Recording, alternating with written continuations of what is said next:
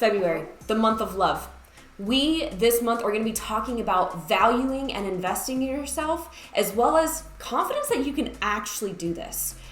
As a reminder, I pointed to the right side this time. Our phrase here at Mills Knows Bills in 2023 is brick by brick. That means we want to help you build your finances slowly but surely, but we didn't just say brick by brick for some random reason. We want to make sure that we are using a solid material to build a solid foundation slowly but surely, so that way you are putting your financial future at a strong standpoint. So let's kick off this week's video with talking about valuing and investing in yourself first. First things first, self-worth does not equal your net worth. What does that even mean? Self-worth is more of the intangible part of how you perceive and feel about money and yourself. Net worth, on the other hand, is more of that tangible piece that's a little easier to measure. It's what sits in your bank account. It is how your money fluctuates and flows. However, as I said earlier, the two are not synonymous. And I want to make sure that you understand that just because you have a certain amount in your bank does not mean that is what you are worth. We're actually going to break that down into a few different pieces. The first thing that we're going to be talking about today is identifying the gaps of where you are versus where you want to be in your self-worth, as well as where those gaps are in your net worth. We're going to talk about how you can slowly start building the bridge between that gap. This is a lifelong journey. It's not going to be a sprint that you just go straight towards it immediately. So let's talk about what self-worth is first. As we said earlier, it's a little bit of how you perceive about money, your perceptions of yourself, how you feel about yourself. So what is high self-worth? High self-worth is this idea that you don't really care what is in your bank account, because it doesn't matter what that number is, because you are confident in yourself. You love yourself. You're taking steps towards your personal and financial improvements, regardless of where your money is currently at. Low self-worth is very much tied to what your net worth is, meaning as you pay bills, you feel really bad about it and you give yourself guilt and shame. As you get paid, you feel really good. You have a short spike in that excitement and that adrenaline, but it's short-lived. You see, you want to make sure that your self-worth is not tied to your net worth, because then it doesn't fluctuate as your money fluctuates. As we all know, money can fluctuate very much, especially early on in our financial journey. So if you want your financial journey to be one that is sustainable, you need to start separating your self-worth from your net worth. For my entrepreneurs out there, self-love can also look like valuing yourself in your business. What do I mean by that? For a lot of entrepreneurs, we become desperate to just accept any sale, bring in any client, whether they align with our values or not. So there's a few things that you can do to check yourself and see how you are valuing your self-worth in your business. Are you working with anybody that you don't really like, or maybe who doesn't align with you, your business, your core values, your goals? If so, let them go. It might be a little bit scary at first, especially if that's money that you think that you're currently relying on. But if they're taking more energy from you than giving you energy, it's not worth it. The second thing you can do is see what you're charging for your services, especially if you're a service-based industry. 98% of our clients are not charging well enough for what they do. They feel like, well, there's no one else I can really compare myself to, so I'm just gonna stick a price tag on it. Don't do that. Please don't do that. In fact, practice increasing your pricing, especially if you think that you're undercharging, because this is a great way to start weeding out the people who don't value you. Earlier this week, I had a phone call with a prospect who couldn't afford our services at the time, and that's okay. But the one thing that this person said was, I value what you are doing. I just can't afford you yet. Touch base with me in 2 months. And you know what? Those are the type of people I want to work with because I know we can change their lives. We can. But somebody else who hears our price point and says, oh, that's not worth the investment, one of two things. They're not going to value me or what I say, or they don't value themselves enough to make that investment into their lives. So if you're an entrepreneur, take a look at those two categories. People you're not liking that you're working with, as well as making sure you're charging enough. But since we kind of went down this rabbit hole of investing in yourself a little bit, take a look at your self-worth versus your net worth and say if there's a gap between, where I am with my financial literacy versus where I want to be, I would encourage you to take a moment and see if you can invest into yourself, both with your time and your finances. Dedicating a couple hours a week, maybe a few $100,000, depending on what program you want to go into, see how that can make a huge difference in your financial future. The best decision I've ever made with my finances was investing the time and money into learning about them. That's why I got a whole degree in finance. It wasn't because I wanted a career in it, I just so happened to fall in love with it. But I spent tens of thousands of dollars getting a degree because I valued myself enough to make sure I knew how to manage my money regardless of what career path I chose in the future. So, what areas are you struggling in with financial literacy?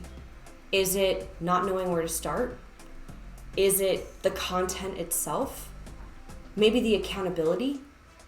Whatever factor you have, we have programs and courses here at Mills Knows Bills that fit every budget and personality. We have programs that range from $12.99 all the way up to $10,000 plus. It just depends on where you are. And I promise here at Mills Knows Bills, we are not going to put you in a program that we don't think is going to be in your best interest. In fact, we often tell people, this high price one is not really meant for you. You're going to be much better served over here. So ask yourself, what type of support do you need? Because investing in yourself is the best decision you can make for your financial future. Now that we talked a lot about self-worth, let's just take a moment to define what net worth is. Net worth is your assets minus your liabilities. So in layman's terms, it's everything that you own minus everything that you owe. Assets can be things like the balance in your checking or savings, the amount that's in your retirement or non-retirement investment accounts. It could be the value of your home, for example. Liabilities are things that you owe. The balance of your credit card, the balance of your mortgage, the balance of your car loan, all those little things. And when you take your assets minus your liabilities, you get what's called your net worth. Again, whatever that dollar amount is for you, that does not directly tie to your self-worth. When Joe and I first started our financial journey, our combined net worth was negative $30,000. Negative. I wasn't worth anything negative. Was it a little frustrating seeing that? Sure. But you know what? It gave me a starting point to say, all right, I want to go from negative 30,000 to zero. And I want to try to get there within 2 years. And we did. And then I said, I want to go from 0 to 100,000. And then I said, I want to get to 250,000 by the age of 25. And we did. And now our goal is to get to $1 million net worth by the time Joe is 30. He's a couple years older than me. But the point here is that it's not a quick journey.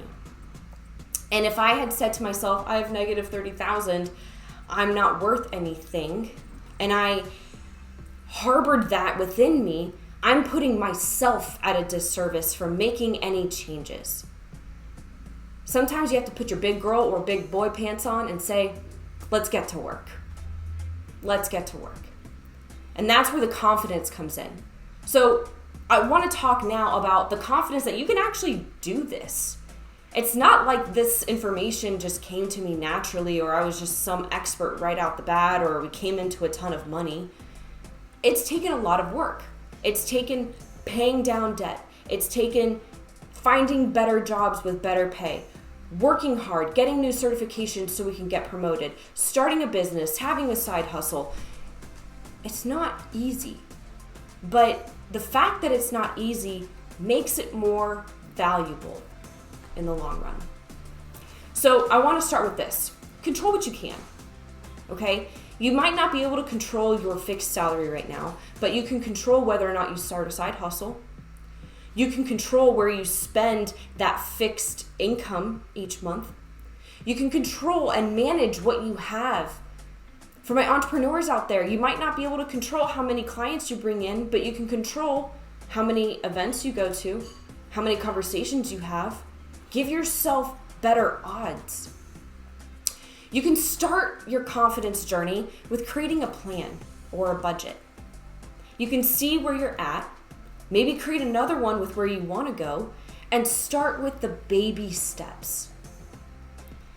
The more planning you do, the more goals you give yourself, the easier it is for you to actually tackle them.